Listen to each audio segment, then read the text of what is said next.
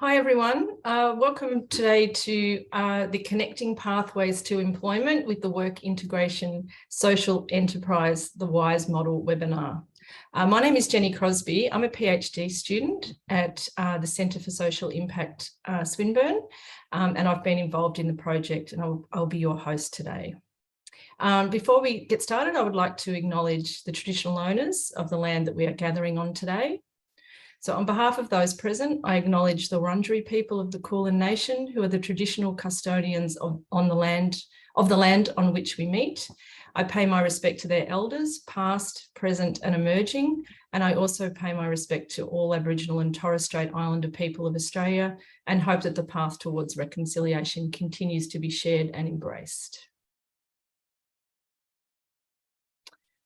This project was funded as an ILC, an Information Linkages and Capacity Building grant in late 2020 into 2021. And we've had some fabulous support from the project team. So we'd just like to start by thanking those people. So in particular, we'd like to thank genU staff for their support, Jamie Lee Demmer, Vicky Strawn, Hannah Pittaway, Lachlan Hodgson and Paul Newling. And also we'd like to thank the, and Jackie McKim. And we'd also like to thank the excellent research participants, the Action Learning and Steering Committee for their guidance and significant contributions in the development of the model and the model and the fact sheets. So today, Perry Campbell, who's the lead researcher on this project, will provide an overview of the project findings. Then we will hear from Lachlan and Jamie Lee about their experiences on the ground at genU and resources for employers. At the end of the session, we'll have a Q&A session and we'll be joined by Uniting Chair in Community Services Innovation Centre for Social Impact, Professor Erin Wilson. So please pop all your questions into the chat function. We'll be monitoring that while the webinar is underway, and there'll be around about 10 minutes for questions and discussion at the end. In terms of housekeeping, just to note that we are recording the session today and it will be made available to participants later. We also have Jessamy G, who is from Think in Colour online today, and she's going to do a live graphic illustration to summarise today's webinar. And that'll be available on our website, but also at the end of the webinar as well.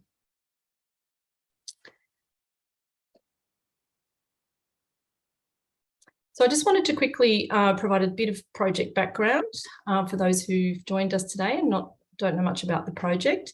So as most people on the webinar would be aware, employment rates for people with disability and particularly people with intellectual disability have remained stagnant in Australia for many years, and there's a low rate of economic participation for this cohort.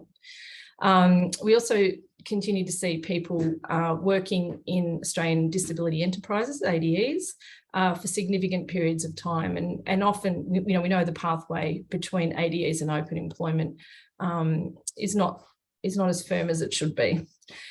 So this WISE model that you're going to hear about today, it was developed by a team from CSI during previous research, and it was designed for youth, for young people who are in transition. So the way this project came about was that existing WISE model, we recognised that it had potential within the disability space, particularly in the ADE space, to provide those pathways from ADE to open employment. And we applied to the department and were lucky enough to receive an ILC grant. All right, so I'm going to hand over to Perry now. You're going to hear from a few different speakers today, as I said. So the first speaker is going to be Perry, and she's going to provide an overview of the model. Thank you, Perry. Thanks, Jenny. And hello to everyone and welcome to the webinar today. I'll be providing you with an overview of the Connecting Pathways to Employment project, talking a little bit about what we learned and the WISE ability model. Thanks, Leanne. So the aim of our project was to adapt the original WISE model in an Australian disability enterprise setting to support the training, wellbeing and employment pathways of people with a disability. And we're also aiming to embed parts of the WISE model in genU business enterprises. So if we skip, thanks, Leanne. So on this slide here, you can actually see the original WISE model, which was developed as part of a 3-year linkage project, which was led by Joe Barrackett. The WISE model provides suggestions for how social enterprises can best support the health, wellbeing and employment outcomes of marginalised young people. You can see here that the 7 elements of the model, the organisational features, and for instance, we've dragged out the structure element there, which highlights the role of training and wraparound support via a youth program team to reach employment and social participation goals. So our task here was to adapt this model so that it reflected the needs and interests of people with a disability to support their pathway to employment. So let's have a quick look at how we did this. We took an action learning approach to adapting and implementing the model. We carried out 22 interviews with genU staff, supported employees and employers, and held action learning and steering committee meetings. The diagram here shows how we managed the flow of information. For example, as part of the action learning approach, participants were asked to feedback on interview data to capture organisational challenges and best practice responses. Action learning members were asked to reflect on the elements of the WISE model by considering challenges and scenarios in their own organisation. For instance, the challenge in balancing client demand, growing and scaling, and at the same time transitioning skilled supported employees into a hybrid or open environment was something that was discussed as part of the finance element of the model. We also took in steering committee feedback, which provided fundamental direction regarding the practicality of the model for employers and employment pathways, and encouraged us to build an employer toolkit, which Jamie Lee will be touching on soon. So what did we learn about the barriers and facilitators regarding employment pathways? Okay, so if we look at the barriers first and skip over to that next slide, we'll see that the barriers to employment pathways for people with a disability included a lack of flexibility in the NDIS individual funding model, which inhibited the movement of supported employees in between a supported work environment and open employment.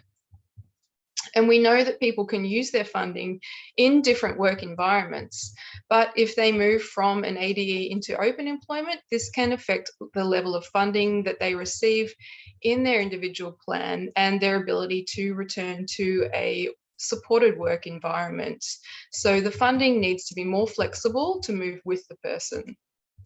There was a lack of employer knowledge of supported employee experiences and an associated lack of confidence in recruiting, managing, and supporting workers with a disability. We found reduced support was provided to people in an open environment, and other challenges included social stigma experienced by supported employees in open employment settings. Another barrier was work environments that require specialised skills in the use of equipment or the need to work in unusual circumstances, such as working with animals, particularly where these environments are not tailored to the individual. And finally, we found a lack of preparation and support for school leavers to develop an understanding of career pathways and how to pursue these. Right, so let's now have a look at the things that create a good work experience and help people move into different work settings. So if we have a look at the list here, we can see that these things include the investment of time and staffing resources in understanding supported employee goals and equipping supported employees with the skills and confidence required for different types of work. Maintaining strong support networks for supported employees and open communication with caregivers and family members also helps. Preparing employers by communicating to them individual needs and support requirements. Supporting employers in building the right kind of inclusive culture for supported employees. and embracing purposeful work customization, including job carving, repeated tasks, and specific tasks for employees. And finally, something else that helps is maintaining on-the-job supports with support workers, working as a team, and having a go-to person. So based upon these findings, we developed the new WISE model, which we're calling the WISE Ability Model. And if we flick over to the next slide, we can see that this is an organizational design model for disability-focused ADEs or social enterprises that incorporates a pathway out into open employment. So at the top level that you're looking at here, we can see that the visible difference from the previous model is the new category pathways to employment, which is just up the top on the left-hand side. However, if we skip across to the next slide, we can see that there's an additional new list of 41 subcategories with additional descriptions that you can find in the project report. At an overview level, this model combines elements that support individuals with a disability, for example, wraparound support, learning opportunities, safe spaces, and elements that support WISE organisations with elements that the organisation requires. So a strong structure, good partnerships, and stable funding. And admittedly, this is a lot of information, but we've tried to oh, sorry, there's a bit of feedback there. We've tried to condense it down in practical steps in the training guide for ADEs looking to adopt this approach. And I think that the training guide's useful, but a lot of ADEs may benefit from support and advice when implementing the model. So what are the most important parts? Maybe a question that you are asking yourself right now, given all these different elements here. They're all quite important, but a couple of the ones that can be tricky are culture and employment pathways. So we'll have a closer look at those today. So if we skip over to culture on the next slide, we can see that we've got a couple of sub-elements here on the left-hand side. So in terms of organisational culture, we found that staff take an above and beyond approach to ensure that supported employees feel empowered, safe, and are a valued staff member themselves. And these are all best practice elements. There are respectful and trusting relationships, which break down barriers to participation and ensure that supported employees feel comfortable when taking on new tasks. This level of support raises supported employee expectations for open employment. As one person said, they're excellent here, you're not looked at or judged. And another supported employee said, well, they've got that good culture at business enterprises where they understand that everyone has different needs, and other workplaces, they need to learn that, they need to get on board with that. So on the first day at business enterprises, supported employees are matched with a buddy from the support team, and the buddy helps with orientation and settling in. For example, protocols for arriving at work and leaving work on time, the location of lunchrooms, and many, many other elements. So it's really important just to have that person that is a trusted individual that you can go to with various questions. And finally, business enterprise staff and supported employees are also invested in producing high quality products and services. Business enterprises don't consider themselves as offering a program for employment.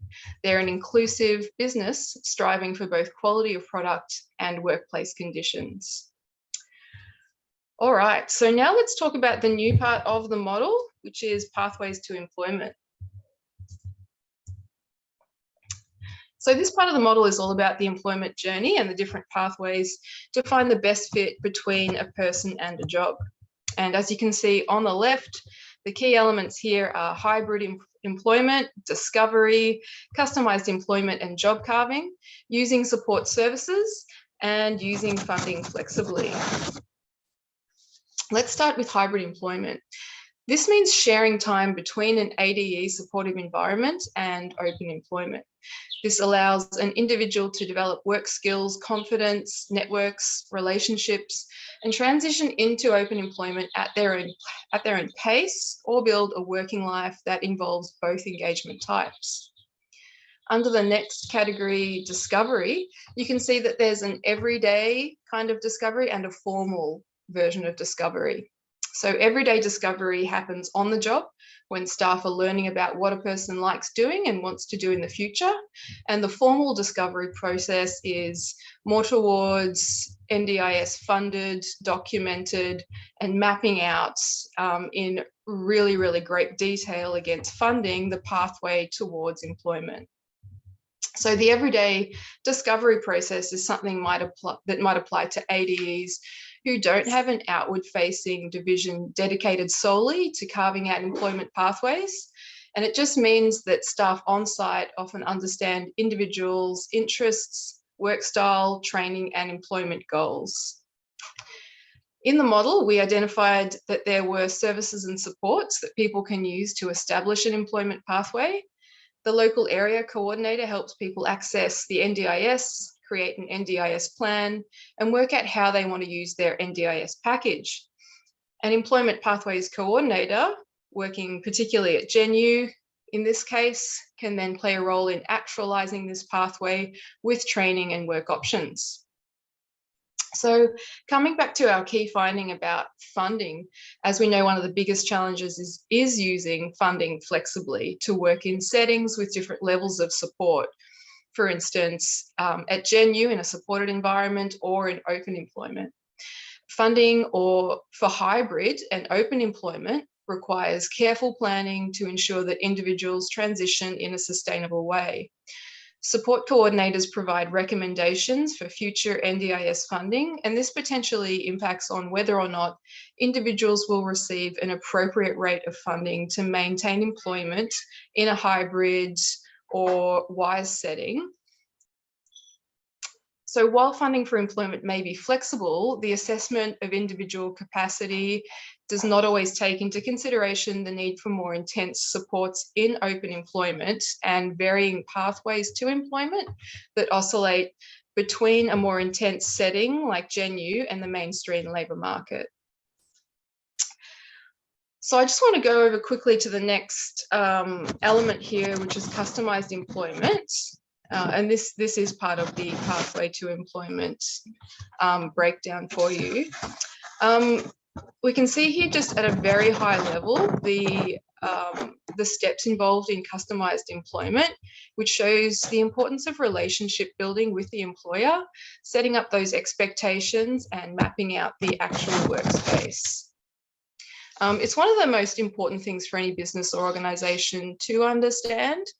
And it really means working to the strengths of the individual, tailoring a job to their skills and needs, and creating a role for the individual, or alternatively carving off part of a job for someone to focus on, and then incrementally changing this role to suit the interests and skill development of the individual. So we have a couple of resources to help organisations understand a bit more how the WISE ability model could be used. So if we skip over to the case study, we have a case study here called the CASI case study, and it applies the WISE ability model to a real life scenario of transitioning someone into a position with an employer. So we've got some vital information here about CASI against each WISE category, about the particular skills that she has and the requirements for work that she has and how these can be supported. So the aim of the case study here is also to help supported employees think about the assistance that they might like in an open employment environment. And you can see down the bottom here of that case study, Cassie tells us that she uses a laminated printout of all the foods that she needs to make in a week, and then she can just go through this checklist and tick them off at some point during the week. And ultimately, she can do this now without the checklist, so she's advanced her skill level. All right, so on to the WISE Ability Training Guide. The training guide here provides tips for ADE staff looking to emulate the WISE ability approach. So once again, under our same elements, we have some little points of advice here that are a little more practical and condensed from the entire model, which is running at around 12 pages at the moment. So under structure, we suggest allowing time for individuals to prepare themselves to change workspaces and environment, and having a support team or connecting people with a buddy or mentor. Under space, it's a good idea to provide calm spaces in addition to more active spaces for work. And this can be done by sectioning off tasks or work areas. And of course, creating an accessible environment with clear walkways and accessible equipment like instruction cards, which can be attached to machinery and equipment for people to use. Under the relationships element, we suggest that people set up an induction process for supported employees, a briefing for all staff to build teamwork and a strengths-based culture. And this is part of developing shared goals between an employer, an employee, and genU to develop those pathways. Under finance, it's a good idea to consider diverse business offerings if you're running a business as part of your social enterprise. Looking at working with key industries to help secure relationships, jobs, and contacts with a range of partners. This diversification can support overall financial sustainability, particularly if one business is operating in a financially precarious industry. Under policy, organisations can provide guidance for staff about how best to provide that support to individuals. So this is about awareness raising and tapping into resources that can help inform staff about how to give that support. genU actually have a great booklet called Understanding Our Mental Health and Disabilities, which gives an overview of individual disabilities and how targeted support can be offered. It's also a great idea to use visual and tactile tools in training and workspaces. For instance, a whiteboard system could be used to help manage tasks and allocate staff resources. And on the whiteboard, in addition to using words, you can use tactile magnets and tags to indicate tasks and the status of the task. Okay, so just getting towards the end here, and wanted to provide you with a couple of takeaways about what we learned overall about the project before I hand over to Lachlan. So overall, we learned that the transition to open employment is not a one-way path, and that this should be embraced as a vital step in that employment journey. Individuals may move back and forward between a wise, supported environment and open employment settings continuously throughout their lifetime, and people's funding needs to be flexible enough to accommodate these transitions. We also learned that funding policy and parameters need to match the movement and the real life needs of people with a disability as they carve out this employment pathway. And finally, that employers need support to build inclusive workplace conditions, especially if they're inexperienced in working with people with a disability. So it becomes a learning experience for everyone to work on together. So that is my little overview for you, and I'll hand over to Lachlan now to tell us a little bit about his experience working on the project with us on the ground at business enterprises. Thanks very much, Perry, and welcome everyone. First of all, I'd just like to acknowledge and thank the Department of Social Services for the ILC grant, the opportunity to access that, and then the partnership with Swinburne, the Centre for Social Impact. Without this project opportunity, us at genU would be really difficult for us to get a project like this up and running. From a resource perspective, to continue business as usual, to get this up and running would be really difficult, and obviously the funding. So just really wanted to acknowledge that. It's been a great opportunity. And being part of the project really affirmed to our team across the board, and there was multiple people, as Perry alluded to earlier on, across supported employees to management to on the ground staff that were involved, that it really confirmed for us that our model of disability enterprise was on brand and was actually best practice, that the WISE model is very much being used in our business. So that was really pleasing to see and hear, and I guess highlighted to the team that they're doing some really good work. So, for example, as part of that, we do have multiple commercial businesses under the one umbrella at Business Enterprises. And so that provides our supported employees the opportunity to develop skills in multiple commercial areas and I guess structure their work week to be, really, really diverse. So it's not uncommon for our supported employees to work, 1 or 2 days in the commercial kitchen, and then one day in grounds maintenance, and then potentially another day in warehousing and logistics. So getting that variety, again, through the WISE project, highlighted that that's really great practice. And then also they're not stuck there. So if they want to change their work week and try something new, then we obviously provide that opportunity.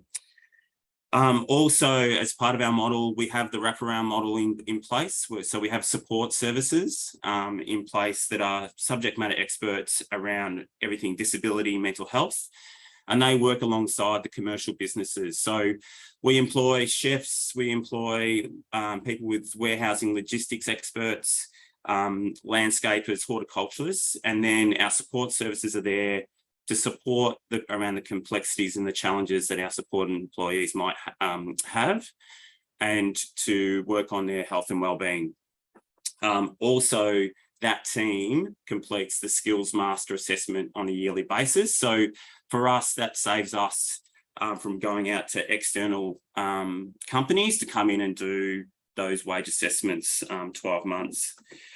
So part of the project, one of the things that we did improve on is that we did implement a quiet space. So we realised through the project that sometimes our supported employees, if they were seeking support from our support services team, had to do the walk of shame, they described it.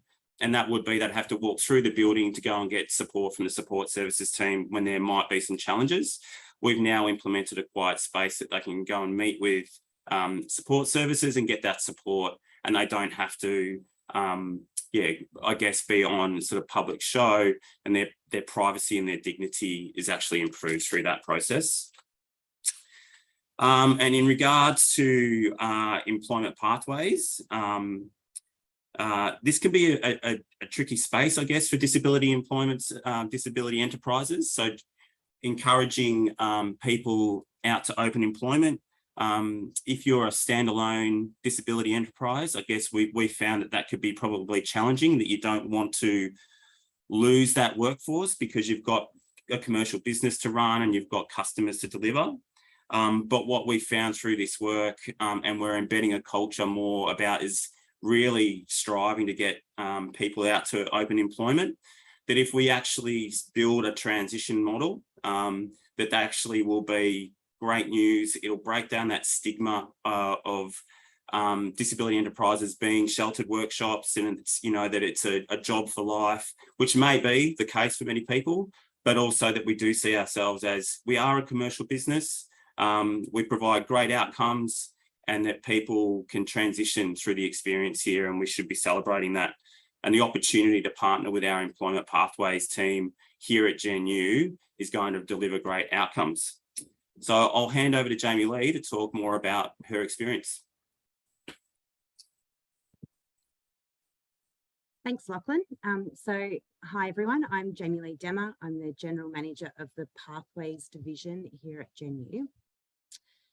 From the perspective of employment pathways, we were really keen to be part of this project for a number of reasons. Firstly, we were keen to identify better ways to link our employment pathways and our business enterprises sections of the business together, and really look at some ways of creating best practice to support our supported employees into transitioning to open employment. But secondly, we also saw this as an opportunity to look at best practice regarding our engagement with our employers, and and really helping to design useful tools to assist our staff in building better employer relationships. We know that the stronger our employer relationships are, the better success we're going to see with our supported employees moving into open employment. So I just wanted to share with you today, I suppose, a few of the tools that we developed over the course of the project. Thanks, Leanne. So from our experiences, there seems to be two critical reasons employers don't employ people with a disability. There's probably lots more, but we were sort of focused on two of these reasons. Firstly, often employers don't feel that they have the support required to build the knowledge and the confidence to employ a person with a disability. And secondly, they're often not aware that job roles can be customised or carved out to suit both the needs of the person with a disability and also the needs of the business themselves. So to start to combat some of these barriers, we build a range of strategies to build on their confidence and their ability, but not just that, to assist them to be able to not only hire, but hopefully also retain people with a disability as employees. So the model uses a customised employment approach that's centred on understanding the needs and abilities of the supported employees, but also working alongside small to medium businesses and supporting them through what we thought was a suite of low risk activities, providing them with some practical tools, providing some practical resources, but also providing one-to-one supports. We found that the introduction of some of these low risk or foot in the door activities was really a great way to introduce employers to people with a disability in an employment setting. So we started with offering employers who were open to some initial discussions a short disability awareness session. So this session was delivered by our staff at their business. The session was very interactive, and it really just aimed to break down some of the stereotypes and preconceptions people might have had about people with a disability and really open employers' eyes to possible unconscious bias. So during the session, we also provided some statistics on the prevalence of disability in our community. And, you know, I think that this was quite an eye-opener for a lot of people, which was fantastic. We also provided some basic information around communication and skills to work alongside a person with a disability in their workplace. Alongside the face-to-face sessions, we also made a suite of employer fact sheets to provide the employers so that they had some really easy, accessible information, not only now, but if they needed it also into the future. So the WISE Ability Training Guide, Perry's also already mentioned just previously, but we also developed some fact sheets. So we looked at funding to support employers. We looked at inclusive communication, reasonable adjustments, and job carving. So the fact sheets were developed to have sort of short, sharp information about each of the topics, but they also included some really useful links to access more in-depth information if people needed them later. So the links had some websites that we thought were probably the most appropriate sources of information to be factual. So, for example, the Job Access website for more information about reasonable adjustments, and the Includability website for more information about job carving. We also, of course, provided details of genU because we wanted to make sure that employers knew that we were there to assist and guide with as much support as possible along the way. The next step was the employer in this process was the employer agreeing to host a job shadow experience for a supported employee. So the job shadowing experiences we found were successful in introducing a business to a supported employee who may at some point be really suitable for a role within their business into the future. So the job shadowing experiences were really, we found, a win-win. So for our supported employees who were really keen to explore and test what it's like to be in a certain open employment business, but also it was a great win for the workplace itself to meet a person with a disability within their employment setting. The job shadowing experiences were for around about half a day, and we also offered our staff to attend if the employer was wanting that as well.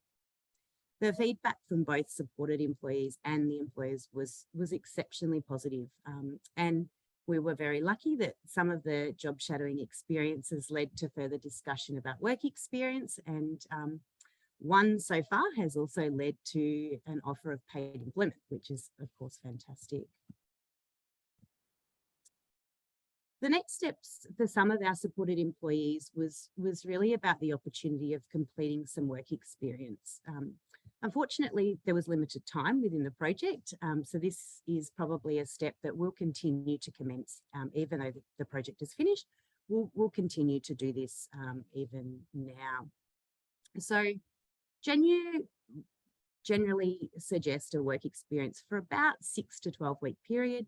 Generally, it's half a day a week, and it's supported by one of our employment mentors. Because we have our employment mentors attend the work experience each session alongside the supported employee, it really reduces any responsibility that the employer feels in regards to the supervision of that person while they're in the workplace.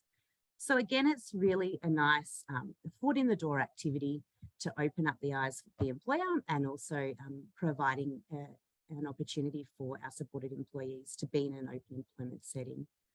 We know that having our staff alongside the supported employee assists that supported employee to ensure they're continuing to build their capacity and build their skills while they're in that work placement.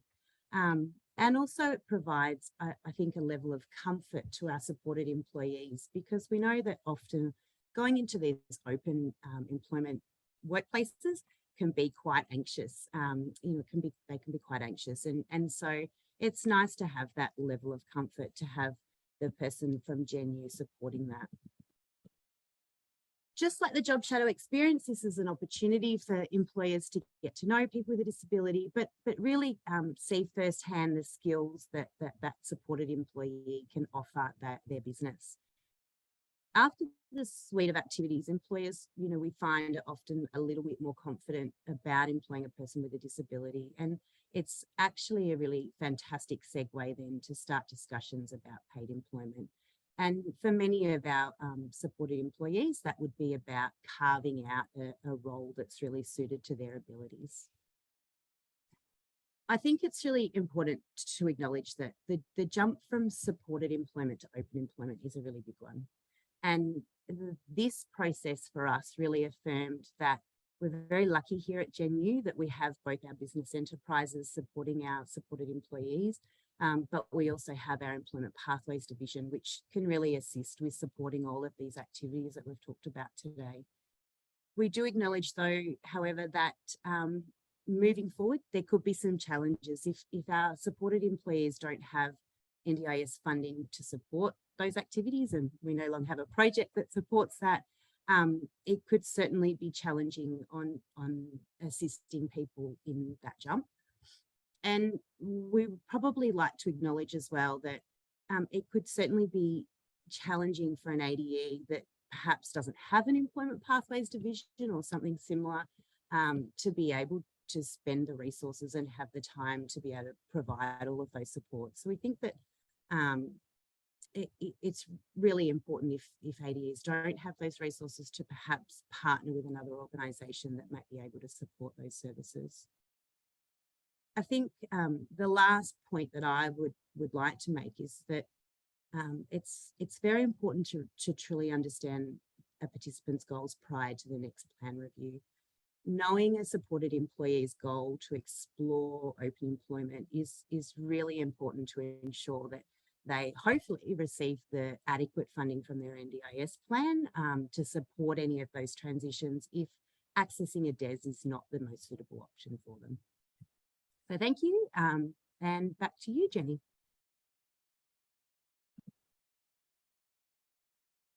Thanks a lot, Jamie Lee, and to Lachlan and to Perry. Yeah, thank you. It was a great presentation. we're going to have some time for questions and answers now. So please feel free to pop them into the Q&A or the chat function, and I'll try to keep up with them. We've got a couple of questions for clarification, actually, which I think it's important to quickly just tick off. So either Jamie Lee or Lachlan, one of the questions was whether or not this, or how supported employees are paid in your business enterprises. And then how that would translate to an open employment setting. So are they on supported wages or award-based wages? Yeah, so they're under the supported employment award-based wage, and that'll vary depending on the individual's skill sets and capabilities. So, and obviously that develops over time, and that's why we do the skills master assessment, as we all should, in regards to disability enterprises, and that happens on a 12-monthly basis, and depending on if the person's developed skill sets and depending on where that sits, then they will obviously go up pay scales, etc., etc. So in regards to open employment, we do provide open employment to our supported employees, and most recently in the last 12 months, we've had one of our supported employees come on board as a delivery driver, had been working with us for quite some time as a supported employee, but we're really keen to offer more and more opportunities in an open employment model. And so that person's now being paid an open employment wage. We're just advertising another position within business enterprises as an admin assistant, which whoever is successful will be paid an open employment wage. And I'm really proud that over the last 18 months, we've had 9 of our supported employees move on to open employment in an array of different businesses. So we're definitely pushing that envelope. And I know, as I said, it's a challenge for disability enterprises when you're trying to manage a workforce. We're the same. You know, we've got workforce issues like any other commercial business, but we're really sort of proud and pushing to get more and more people out to open employment, because we do believe that if we can get that outcome, then more and more people will see us as a great opportunity to start their working career and develop skills and then move on. Yeah, great. Thank you for clarifying that. The other thing, I think it might be helpful to people listening, Jamie Lee, if you could also just briefly explain how Employment Pathways is funded and what just briefly what the model is, because one person was wondering whether it was an open employment organisation, but it's quite different, isn't it, to a DES? Sure. Yeah. So predominantly our participants in Employment Pathways are funded through an NDIS plan, and generally speaking, that's under finding and keeping a job. So many of the people we support are accessing individualized employment support. So many of the supported employees will have that within their plan to be able to support that transition from the ADE into open employment, and whether that continues to be a hybrid model of working in both open and supported employment, or if that's they are transitioning out to open employment only. So hopefully that answered that question. Yep, great. Thank you for clarifying that. I know there's been a bit of interest in the hybrid sort of approach. So people, I think one of you described it as going back and forth between supported employment and open employment, or this approach where people could be inside business enterprises for some time and in open employment other times. Have you got any, have you had an experience of that yet? I know the project was short, so you've only had a 12-month timeframe, but have any of your supported employees been able to undertake that hybrid approach? Lachlan's nodding. Do you want me to answer that, Jamie Lee, or do you want to answer that? You go for it, Lachlan. The short answer is yes, Jenny. So, and even before this project, we've had people utilise the hybrid model. We probably didn't use that language, but if people want to go and do open employment, which we've had, so I'll give you an example. A lady works here as a supported employee, and she would, for a period of time, we linked in with Australia Post, and during their Christmas sort of busy period, would go and work with them in an open model for a period of time, and then would come back to us. or she might even stay doing 1 or 2 days with us and then do 3 days with Australia Post. And she would do that for a block of time and then come back and work predominantly as a supported employee. I think Lachlan's come back. You can come back and they can work. So yeah, definitely we do that. Great. So that has actually been able to happen within genU. Correct. Yeah. Yeah, great. There's a couple of questions as well about the resource, how resource intensive the model is, and also how much funding people need to be able to undertake the sort of transition work that we talked about earlier. So how, I know, and again, I know it's been a pilot project, so it's been supported by some external funding, but how resource intensive was the model, Perry, for example, when you worked on the first project? Yeah, it's really quite interesting because the first project was working with social enterprises who were supporting young people, and they often had a support worker or 2 support workers, but only a very limited sort of staff resourcing for providing support and for generating an employment pathway, which was often quite informal, but was based upon developing really strong relationships with other organizations.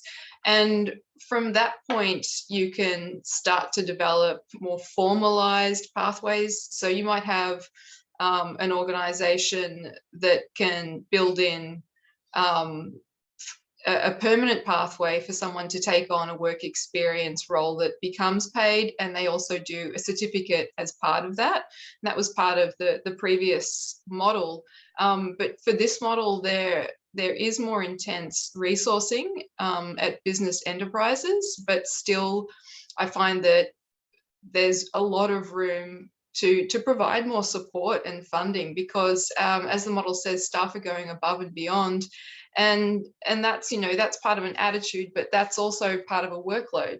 So we know how intensive it is to provide this kind of support and pathways, and that needs to be recognised in additional funding for organisations and pathways. And Lachlan or Jamie Lee, have you found that some of the elements that you've been able to introduce into business enterprises, have they been resource intensive? Have you been able to provide them within the sort of the existing funding envelopes that you've got available to you, or do you need additional resources to do that?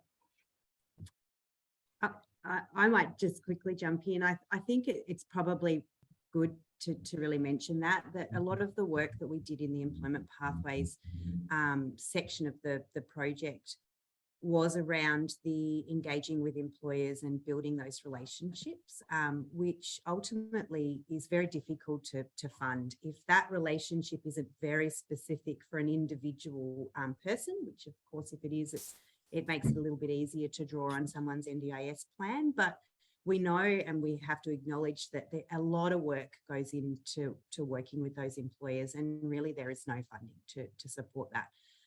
So as an organisation, we've been very lucky that we were able to partner with Swinburne in the project and had that funded and resourced, but ongoing, that's something as an organisation we'll need to continue to think about.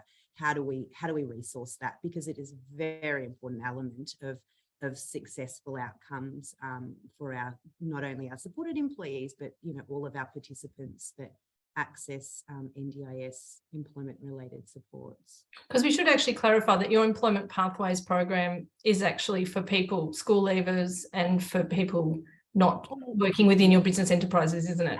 Absolutely. So this project focuses on our supported employees or our crew from business enterprises, but certainly as an organisation, we work with all people who have an NDIS plan and an employment related goal. So a lot of those participants are our school leaver employment supports.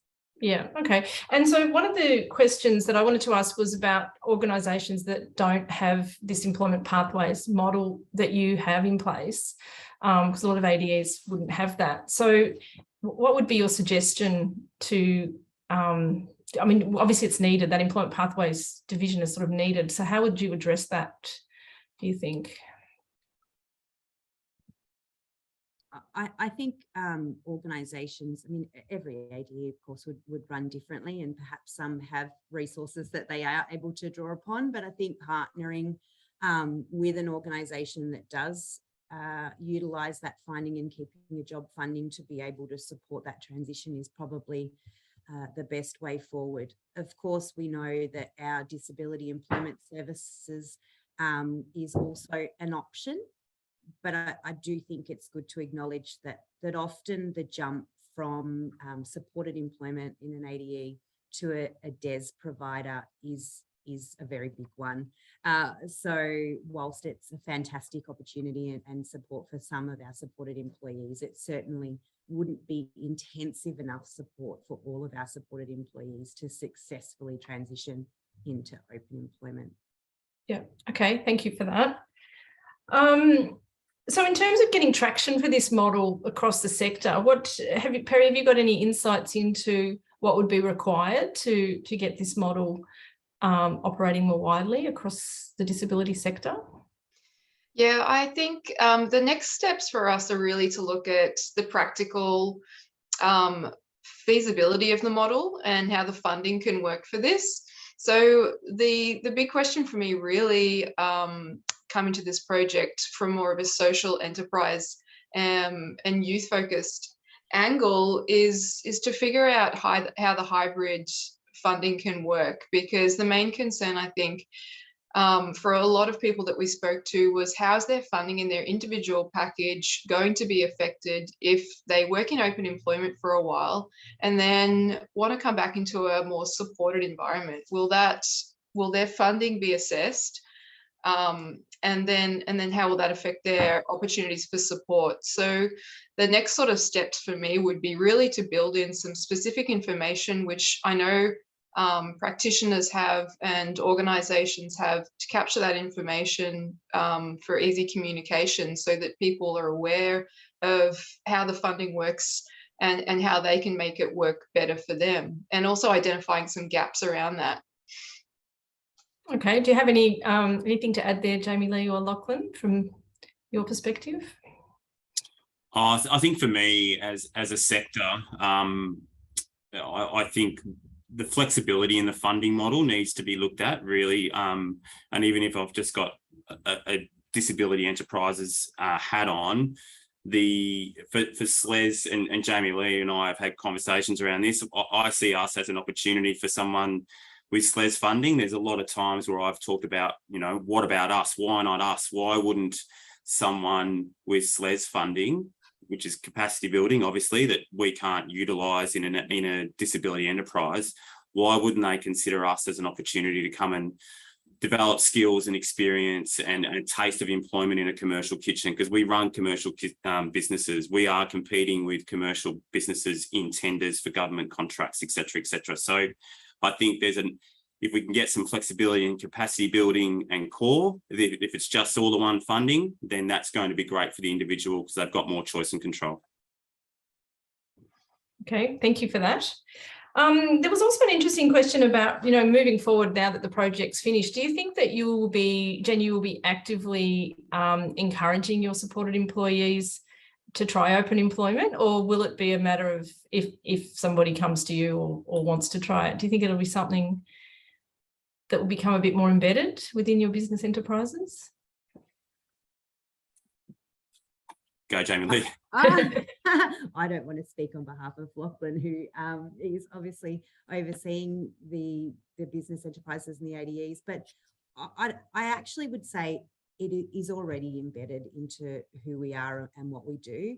Certainly our language across the organisation is very much about looking at the best employment opportunities for our supported employees or anybody with a disability accessing our services. So, and I think, again, without speaking on behalf of Lachlan, I do believe the project was a really fantastic way to ensure that all of our staff understand that, because often it is at a sort of a management level that those conversations are happening. But the supervisors within business enterprises are the people that are with our supported employees all day, every day, and they're the people that can be having those conversations and with the supported employees, you know, along their journey. So it's not just a once a year conversation; it's actually something that's embedded into someone's development and learning as an employee of our organisation. Yeah, great. Yeah. All right. Oh, sorry, you go, Lachlan. Oh no, look, I just quickly, because I know that we're time limited, but yeah, definitely. I think, you know, even before my time, it's been in the organisation's DNA to really strive for that, and it's something that we're really proud of. And again, I think we're really pushing as a team to get those outcomes, because we've still got the same challenges as other disability enterprises in regards to workforce, and we've got commitments, but we're a firm believer, and I'm really pushing the team to go, well, if we get those outcomes, then we've just got to share those stories and share those outcomes, and more people will want to come to us and go, well, I want my son or daughter or my brother or sister to come and work there and transition into open employment. I'm really passionate about that as a sector, that we need to educate people and break down that stigma that disability enterprises are sheltered workshops. We're definitely not that. We need to change that thinking. Okay, excellent. Thank you, Lachlan. All right, well, that's the end of our formal presentation, the webinar today, and also the Q&A. So I wanted to thank all of you for attending today. I hope the webinar was of interest to you. I'd also like to thank Jessamay G, who's been capturing the webinar today in a graphic form. And we're just going to show you that slide now. I'm not sure if people can see that very well. There we go. So she's been listening intently in the background there, and has created this image for us about the key issues that we discussed today. So you can see there that some of the barriers are in red on the slide there, and some of the facilitators are in green. And she also did a nice little drawing of the model there with the key elements that we discussed, that Perry discussed. So all of these resources from today, the recording of the webinar, this image, as well as the project report and some other resources, are going to be available on our website. And if you registered for the webinar today, you will receive an email containing the links and the information to those resources. We also have a Design for Wellbeing webpage, which I think the information was put into the chat, but perhaps we can quickly add that again before the webinar finishes. And that's the original website for the WISE model for the first part of the project that we talked about earlier. So please contact Perry if you've got any questions. And again, we'll make sure that Perry's contact details are in the email that you receive post the webinar. I'd also like to thank Green Fox graphic design team who prepared a lot of the resources and the final report for the project. Once again, we'd like to thank GenU for partnering with us on this. They really did go beyond. So thank you, Hannah, Vicky, Jamie Lee, Lachlan, and I think Paul, who works in business enterprise, was also particularly enthusiastic and helpful in getting the project off the ground as well. Professor Robin Eversole, who works with us at CSI, and Dr. Andrew Joyce, and also Professor Erin Wilson, also at CSI, Professor Luke Howie, and of course Jessamay for preparing the image today. So there's been a lot of people involved in this project, and I can see a couple of the steering committee members online today as well. So thanks once again. We'll also be talking to National Disability Services, if you're a member, about running a couple of follow-up workshops, webinar workshops for this one. So if you are a member of NDS, look out for those, and we'll be in touch. So thank you once again, and thank you to Perry for steering the project. It's been a really interesting and insightful project, and I'm really hopeful that this model can really be something we can look to bring about change for people with disabilities, particularly around open employment. So thank you for joining us today. I really appreciate your time.